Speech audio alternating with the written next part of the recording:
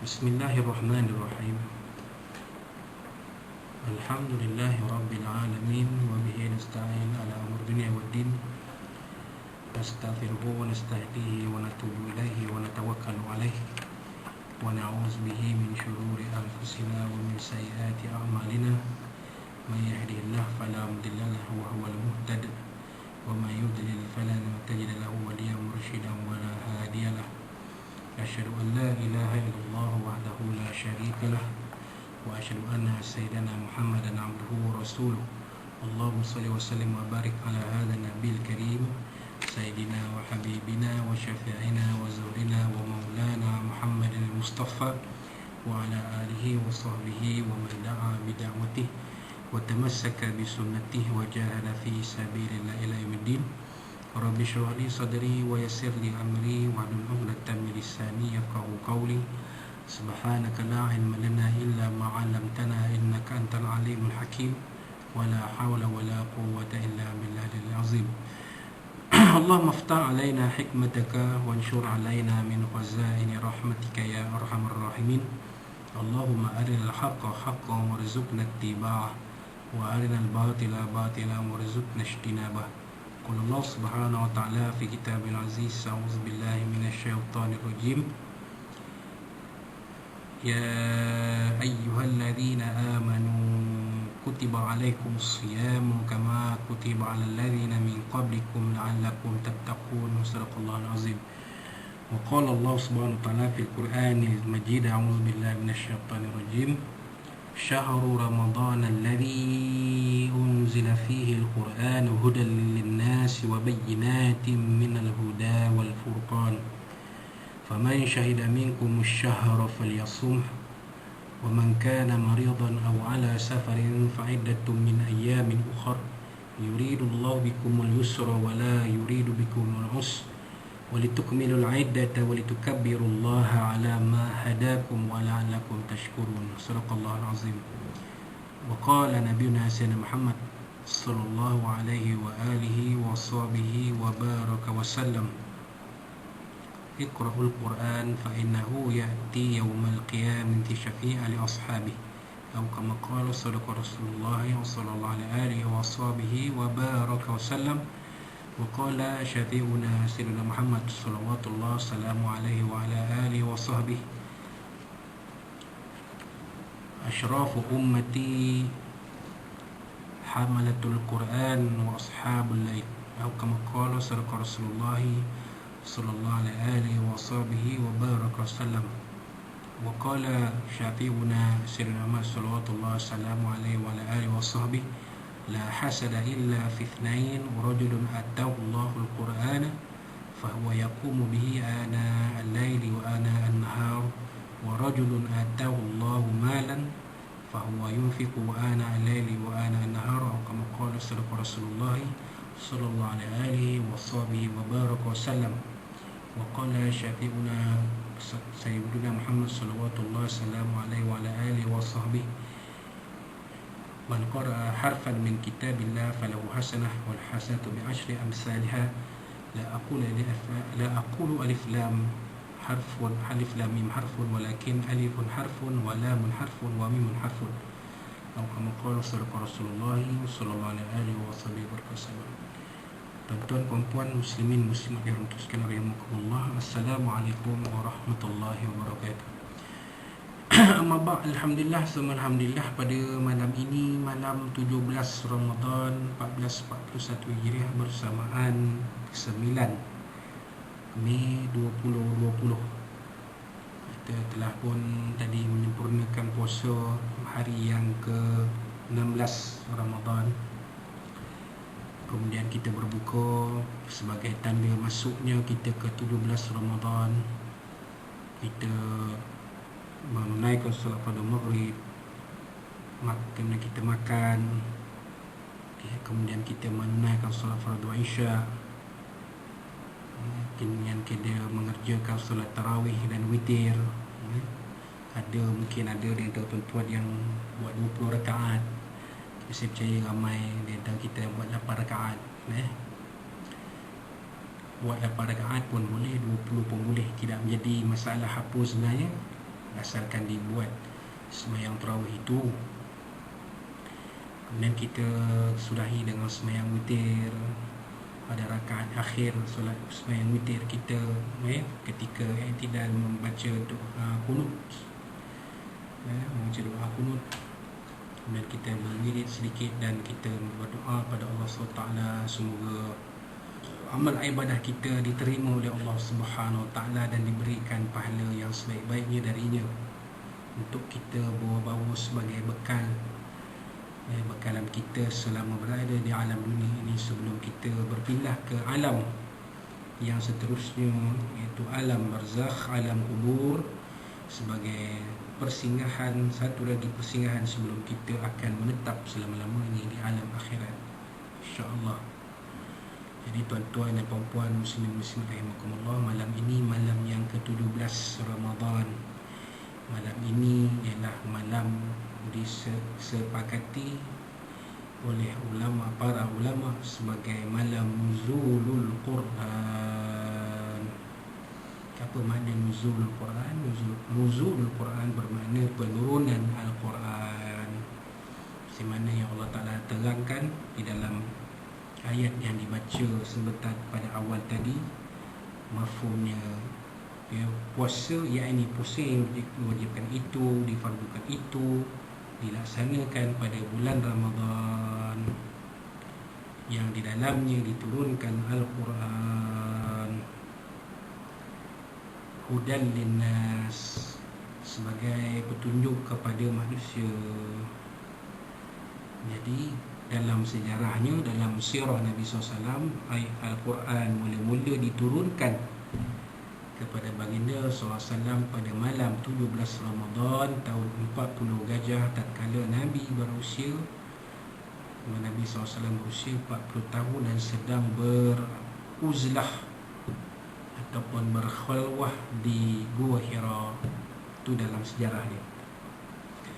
Tapi kalau kita buka kitab-kitab tentang ulumul Quran, ilmu Al-Quran, antaranya kitab At-Tibyan fi Ulumil Quran yang ditulis oleh Fadilatul Syekh Dr. Muhammad Ali As-Sabuni hafizahullah ta'ala.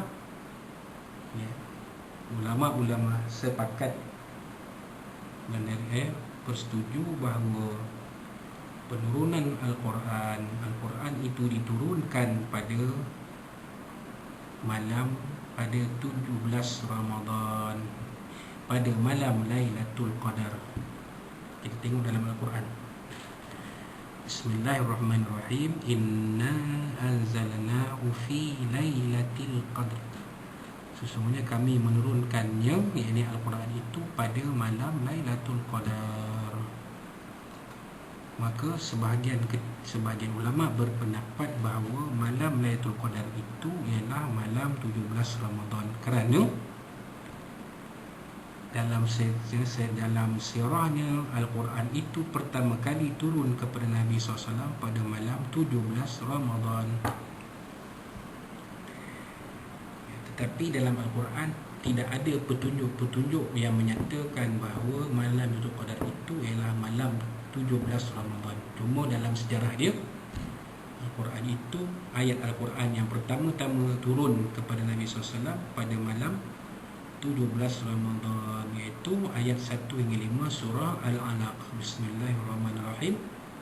Iqra bismi rabbikal ladzi khalaq, khalaqal insana min 'alaq, iqra rabbukal akram, alladzi 'allama bil qalam, 'allamal insana ma lam ya'lam. Inilah dia. Maka sebagai ulama mengatakan bahawa Al-Quran itu diturunkan nuzul Quran pada malam Lailatul Qadar.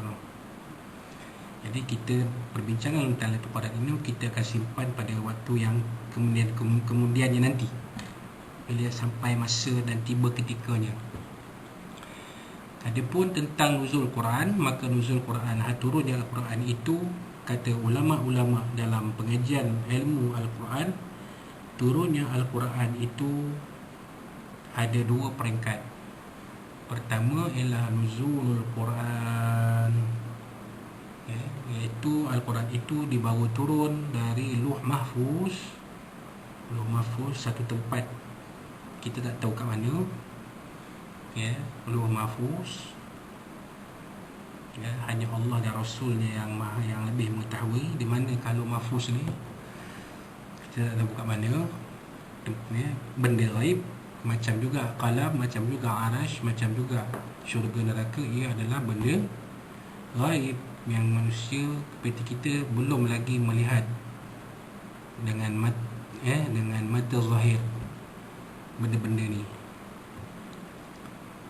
Ya, Al-Quran itu turun dari Lauh Mahfuz sampailah ke suatu tempat di langit dunia namanya Baitul Izzah. Di mana Baitul Izzah tidak dinyatakan di mana, ya, di mana, di galaksi Bima Sakti ke, ataupun di planet Mushtari ke, tak tahu. Tidak dinyatakan di manakah Baitul Izzah. Tapi nama tempat di langit itu namanya Baitul Izzah.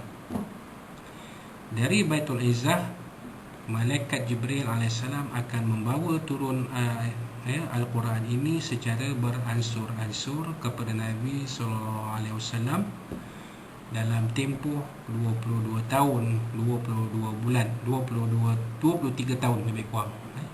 23 tahun, lebih kurang 23 tahun, bermula dari ayat 1 hingga 5 surah Al-Alaq yang kita baca awal tadi, sebelum ni tadi, sampailah kepada ayat terakhir Al-Quran, iaitu ayat 281 surah Al-Baqarah. Ya, a'udzubillahi minasyaitonir rajim. Wattaqu yawman turja'una ila Allah thumma tuwaffa kullu nafsin ma kasabat wa hum la yuzlamun. Surah Azim. Ayat ini kata, menurut tulisan Syekh Dr. Muhammad Ali As-Sabuni dalam kitab At-Tibyan fi Ulumul Quran, ayat 281 surah Al-Baqarah ini diturunkan Allah SWT pada Nabi SAW 8 hari sebelum kewafatan baginda sallallahu alaihi wasallam. Jadi, okay, ayat itu, turunnya ayat secara beransur-ansur itu disebut oleh para ulama pengajian ilmu Al-Quran sebagai Tanzilul Quran. Jadi ada beza sikit, ya, Tanzil, Nuzul, Anzala yunzilu, Nazala yanzilu, tu nuzul. Bila sebut tanzil, Nazala yunazzilu, itu Tanzilul Quran, diturun secara daripada Baitul Izzah pada Nabi SAW, bagi Jibril bawa secara beransur-ansur, ya, kan, mengikut peringkat-peringkatnya. Ada ayat Quran itu diturunkan kerana ada sebab-sebab yang membawa kepada turunnya ayat Al-Quran itu, dan ada juga ayat-ayat yang diturunkan secara umum, memang diturunkan Nabi SAW turunkan begitu, tidak ada sebab apa-apa, memang Jibril turun bawa ayat ini kepada Nabi SAW. Jadi ada satu ilmu khas dinamakan ilmu Sababun Nuzul atau ilmu Asbabun Nuzul. Ya, jadi kalau kita mengaji tafsir Al-Quran, ya, bidang tafsir Al-Quran, kita kena mengaji juga bab Asbabun Nuzul, sebab-sebab turunnya ayat-ayat Al-Quranul Karim. Begitulah, ya. Jadi kita lihat tadi turunnya Al-Quran, Allah SWT sebut dalam ayat yang dibaca pada awal tadi, turun bulan Ramadan, diwajibkan berpuasa pada bulan Ramadan yang di dalamnya diturunkan Al-Quran, hudan linnas, sebagai petunjuk kepada manusia. Ya, Al-Quran ini sebagai petunjuk pada manusia, tuan-tuan, ya, khusus itu, terutamanya kepada orang-orang yang bertakwa. Bismillahirrahmanirrahim. Alif Lam Mim, Zalikal Kitabu la raiba fihi hudan lil muttaqin. Ya, Alif Lam Mim, ya, itulah dia Al-Quran, tiada keraguan. Ya, itulah dia kitab Al-Quran, tiada keraguan di dalamnya, menjadi petunjuk bagi orang-orang yang bertakwa. Jadi ayat 283 ayat yang dibaca tadi, syahrul ramadan alladzi unzila fihi al-Quran hudan linnas. Al-Quran ini menjadi petunjuk kepada manusia secara umumnya. Manusia kalau ingin mencari jalan kebenaran, maka bacalah Al-Quran. Iqra'ul Quran, bacalah Quran. Sebab itu kalau kita lihat tuan-tuan, orang-orang yang mencari kebenaran agama Islam, pada peringkat awalnya dia akan membaca terjemahan Al-Quran. Dia akan baca, dia baca, kaji, akhirnya dia dapati kebenaran itu ada di dalam, ditulis dalam Al-Quran, dimasukkan, diwujudkan dalam Al-Quran. Dan Islam itu adalah agama sebenar dari Allah Subhanahu wa ta'ala. Tidak ada campur tangan manusia. Manusia mengubah sesuai Islam itu mengikut selera manusia, tak ada. Islam is a divine religion from the God, atau bahasa Inggeris. Islam itu adalah agama yang sebenarnya dari Tuhan. Habis agama lain asalnya juga adalah dari Allah Subhanahu wa ta'ala. Tetapi oleh kerana dah bercampur aduk, dah dipusingkan sana, dipusingkan sini, akhir-akhir sekali bukan menyembah Allah tapi menyembah yang lain dari Allah. Maka Allah Ta'ala tolak semua-semuanya ini, dan Allah Ta'ala menerima Islam. Inna dina indallahil Islam. Sebenarnya agama di sisi Allah adalah agama Islam. Tetapi kita tidaklah di hadapan manusia secara umumnya menyatakan agama ni tak betul, agama kami betul. Itu dari segi kita, segi dakwah tak boleh berkata begitu. Kita menghormati agama-agama lain. Kerana itu adalah kepercayaan mereka, kita hormati supaya mereka pun menghormati kepercayaan itu. Kalau kita menghina kepercayaan mereka, mereka pun akan menghina kepercayaan kita. Itu disebut dalam Al-Quran. Al-Quran sendiri menyebut, jangan kamu menghina Tuhan-Tuhan sembahan mereka, kerana mereka nanti akan menghina Tuhan sembahan kamu ini, Allah Subhanahu Wa Taala. Allah Ta'ala mafhumnya gitulah dalam Quran. Carilah ayat apa, boleh cari sekarang dalam Google ada ayat yang menyatakan tentang Allah Ta'ala melarang orang Islam menghina kepercayaan orang-orang lain.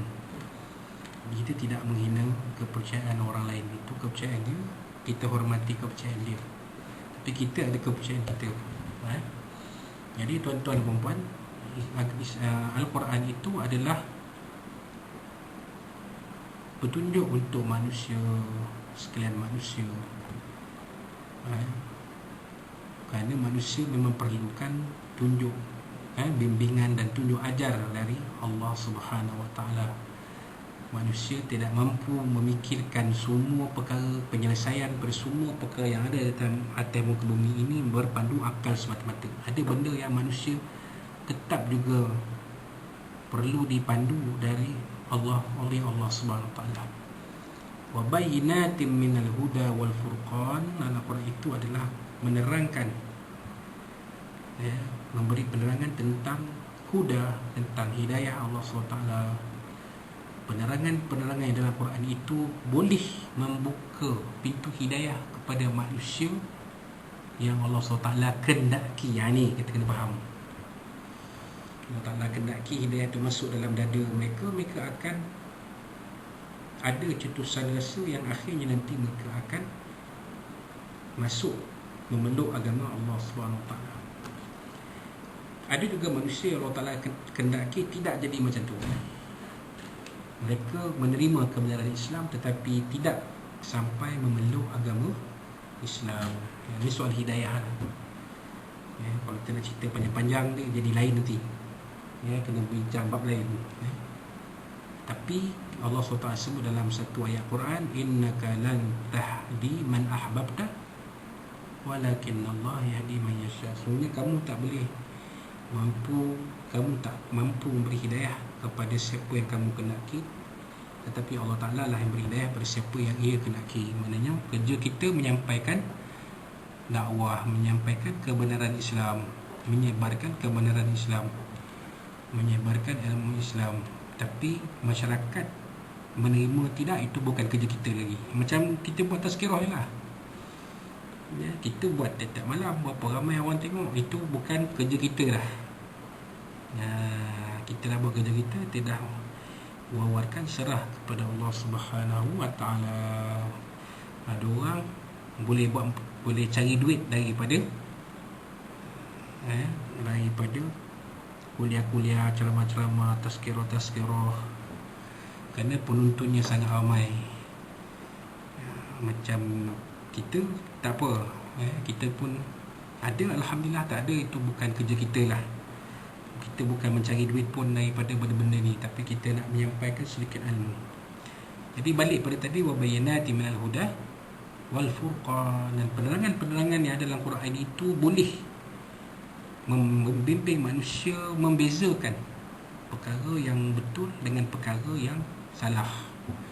Bila baca Quran, manusia akan nampak, bertuhan naklah pada Yang Maha Esa.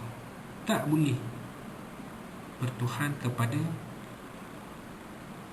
selain dari Allah SWT, kepada selain Tuhan Yang Maha Esa. Tak boleh kita menyembah Tuhan yang berbilang-bilang sampai 3 dan banyak. Tak boleh kita berfahaman Tuhan itu ada sifat makhluk, tetapi Tuhan itu berbeza sifat dengan makhluk. Tak boleh. Itu tak betul. Macam kita kata Tuhan itu tak ada muka, wajah, ada mata, ada hidung, ada telinga, ada tangan, ada kaki, ada badan. Ini tak betul, tuan. Ini sifat manusia, sifat makhluk, bukan sifat Tuhan. Sifat Tuhan, walam yakul lahu kufuwan ahad, itu sifat Tuhan, sifat Allah. Allah Ta'ala dia mukhalafatuhu lil hawadith, dia tidak akan sama dengan perkara-perkara baru ciptaannya, iaitu kita sebagai makhluk. Inilah dia. Bila kita baca Quran, kita akan dapat benda ni. Kalau Allah Ta'ala kenaki, kita akan nampak perbezaan benda yang betul dengan benda yang tak betul. Malah dalam Quran kita akan bertemu dengan ayat-ayat yang menceritakan keadaan-keadaan yang berlaku di dalam Perang Badar. Perang Badar pun berlaku pada 17 Ramadan tahun 2 Hijrah. Peperangan pertama yang dipimpin Nabi SAW bersama tentera, para sahabat radhiyallahu anhum, tentera Islam seramai 313 orang berperang dengan tentera kerajaan kafir Quraisy Mekah yang jumlahnya 1000 orang. Di dalamnya ada Abu Jahal, ada Umayyah bin Khalaf, adalah lain-lain, Abu Sufyan dan pemimpin-pemimpin Quraisy Mekah, kafir Quraisy Mekah yang lain, berlaku di satu tempat namanya Badar, tidak berapa di luar dari kota Madinah. Jadi peperangan Badar pun berlaku pada 17 Ramadan yang disebut sebagai Badar Al-Kubra. Keadaan-keadaan perang Badar itu diceritakan di dalam Al-Quran. Kalau kita tadabbur Al-Quran, kita akan jumpa ayat-ayat yang menyebut tentang peperangan Badar, walaupun Allah SWT tidak menceritakan satu persatu kisah perang Badar ini. Tapi Allah SWT menceritakan tentang perang Badar ini, di mana Allah SWT menyatakan bahawa orang Islam adalah golongan yang sedikit berbanding dengan tentera Islam, adalah golongan yang sedikit berbanding dengan tentera musuh. Tetapi oleh kerana dan berperang pula dalam keadaan berpuasa. Bayanglah, kita berpuasa siang, tak boleh makan, tak boleh minum. Kalau ikut boleh perang, tak boleh perang, tuan. Lepek je, tak ada tenaga waktu siang. Tetapi kerana keyakinan yang teguh kepada Allah Subhanahu Wa Taala, keimanan yang kukuh kepada Allah Subhanahu Wa Taala, pergantungan harap kepada Allah SWT yang sangat-sangat tinggi, maka Allah SWT berikan kemenangan kepada tentera Islam dalam peperangan Badar. Kalau ikut macam mana 313 nak menang lawan 1000, ini bukan cerita Ustaz tuan-tuan. Cerita Ustaz dia Syahrul Khan, Salman Khan seorang gangster. Ustaz 50 orang, dia seorang-seorang, dia boleh bedal 50 orang seorang-seorang, boom, dia menang. Grup pun lari, grup pegang heroin lah, tinggal heroin, lari 50 orang anak buah dia semua dah kena pukul dah kena sosah, kata orang Islam, kena sosah dengan Salman Khan, dengan Syahrul Khan, cabut, tinggal terus heroin pun perlu heroin. I love you. Ini bukan cerita Ustaz tuan-tuan, yang mana boleh jadi macam tu, tak. Pada logiknya 313 akan kalah pada 1000 orang. Lebih-lebih lagi 313 itu kelengkapannya sangat daif kalau dibandingkan dengan tentera 1000 orang. Kalau kita bandingkan sekarang tentera, kalau kita lihat dalam keadaan sekarang ni, tentera Islam zaman Nabi tu adalah senapang yang biasa-biasa, bom yang biasa-biasa, tapi tentera Quraisy senjata moden kan, bom tu kalau meletup dia boleh jadi berangkai, boleh bunuh ramai orang. Tetapi kerana pergantungan yang kuat kepada Allah SWT, bagi pergantungan yang kuat itu, mereka berpegang dengan ayat Allah SWT, kam min fi'atin qalilatin ghalabat ala fi'atin katsiratin biiznillah. Berapa banyak golongan yang sedikit mengalahkan golongan yang ramai yang banyak dengan izin Allah, biiznillah, dengan izin Allah. Sebab itu kita dalam kehidupan kita ni, kalau kita ni banyak kekurangan dan kelemahan, kita jangan cepat mengalah dalam perjuangan. Itu dalam perjuangan untuk membawa agama Allah SWT ni, jangan kita rasa kekurangan kita itu akan menghalang kita. Kekurangan kita itu tidak mampu menghalang kita daripada berjaya dalam perjuangan. Itulah mesej perang Badar yang akan sampai kepada kita. Kalau ikutkan memang kalah habis lah. Kalah perang Badar, maka tentera Quraisy akan menguasai kota Madinah, dan akhirnya kerajaan Rasulullah pun boleh jadi akan mati terkorban. Agama Islam akan pupus.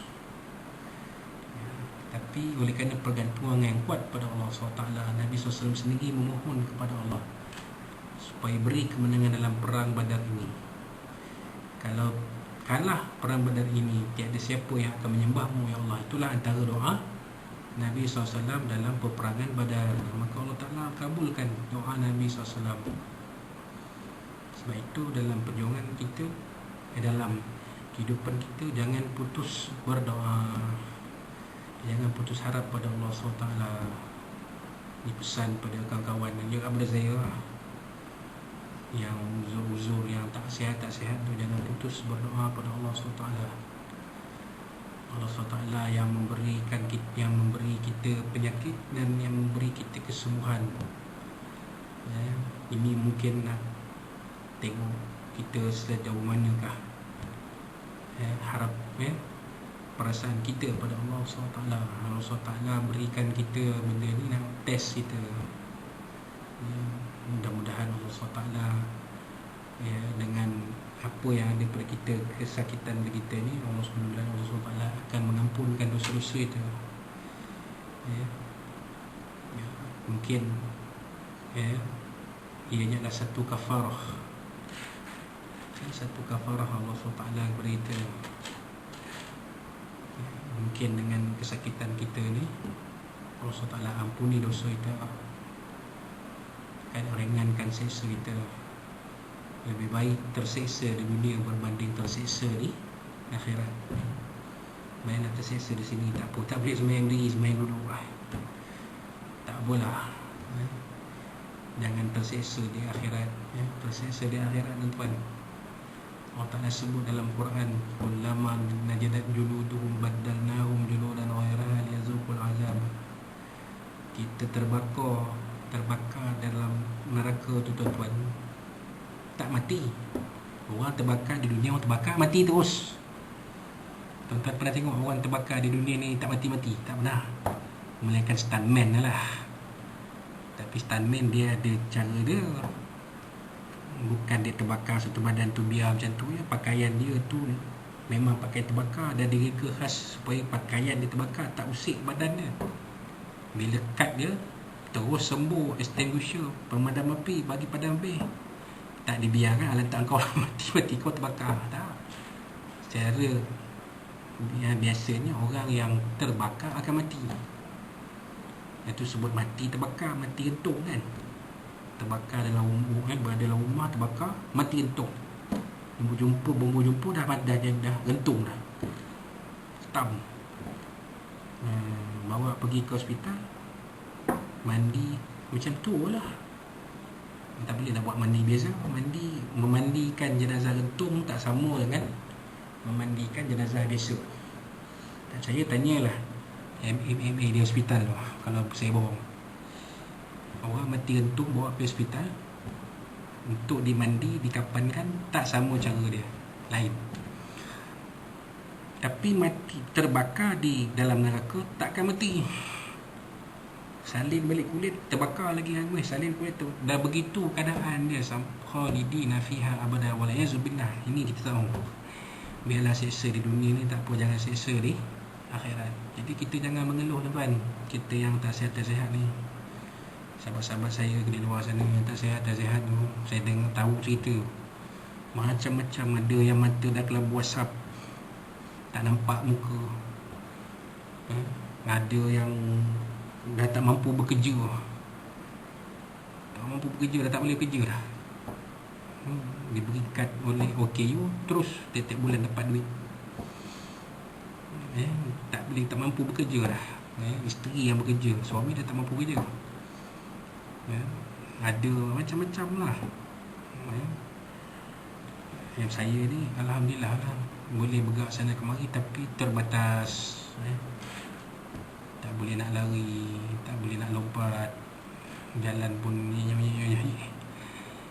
naik tangga susah, turun tangga lagi susah. Jadi kesakitan kita itu sebenarnya adalah satu cara Allah Ta'ala nak ringankan keadaan kita nanti di alam akhirat. Allah Ta'ala nak ampunkan dosa-dosa kita. Jadi kita jangan mengeluh, tuan. Ini kita jumpa benda ini dalam Al-Quran. Kalau kita kaji isinya, kita tadabbur isi, kita akan jumpa benda ni. Ya. Jadi itu dia sebenarnya, wa bayyinatin minal huda wal furqan. Itulah dia Al-Quran. Maka Al-Quran ini, di samping kita membacanya, Allah Ta'ala suruh kita baca, Nabi SAW suruh kita baca, kenalah kita kaji maknanya, ya, kita tadabbur isinya, kemudian kita ambil pengajaran darinya, dan kita cuba amalkan dalam kehidupan kita. InsyaAllah mudah-mudahan Allah SWT akan memberi kehidupan kita yang baik, yang diberkatinya, diredainya, dirahmatinya. Kehidupan kita akan bahagia insyaAllah di dunia ini sampai ke akhirat insyaAllah. Ya, mudah-mudahan pergi ke pengakhiran kita akan jadi husnul khatimah, seperti mana kita lihat Allah yarham almarhum Tuan Guru Ustaz Datuk Haji Ismail Kamus, yang meninggal malam Jumaat, malam kemarin lah, 2 malam sudah. Jadi itulah kerana kita barakah dari berdamping dengan Al-Quran, insyaAllah. Jadi itu sedikit apa kita boleh kongsi dalam tazkirah Ramadan kita pada malam ini. yang baik adalah ilmu, sedikit ilmu dari Allah SWT yang kita mampu kongsikan sebab apa yang mampu kita kongsikan dengan tuan-tuan puan. Dan kalau ada apa-apa yang disampaikan dalam kuliah ini terkasar basuh, terlanjur bicara, tersinggung kata, kemaafan dipohon dari Allah SWT. Kita hamba yang dhaif. Dari Nabi SAW pun mohon dipohon keampunan kerana ilmu itu datangnya dari baginda SAW. Dan kepada tuan-tuan juga dipohon kemaafan dan keampunan ya, dari tuan-tuan. Mudah-mudahan tuan-tuan akan kita mengambil bulan Ramadan ni dan semangat bulan Ramadan ni untuk bermaafan, insya-Allah. Bertemu kita pada tazkirah Ramadan malam besok dengan pengisian yang lain, tajuk yang lain, perkongsian yang lain, insya-Allah. Pada besok malam, selamat meneruskan ibadah, selamat bangun awal akhir malam untuk mungkin sempat tahajud sebagainya, selamat bersahur, menunaikan sembahyang subuh, selamat berpuasa, dan insya-Allah seterusnya sampailah berbuka. Dan kita bertemu pada malam besok selepas selesai solat tarawih dan witir, insya-Allah. Wallahu rasuluhu a'lam wa barakallahu fikum. Qul qawli hadza fa fa'zim li wa lakum. Billahi hidayah wa taufiq. Wassalamualaikum warahmatullahi wabarakatuh.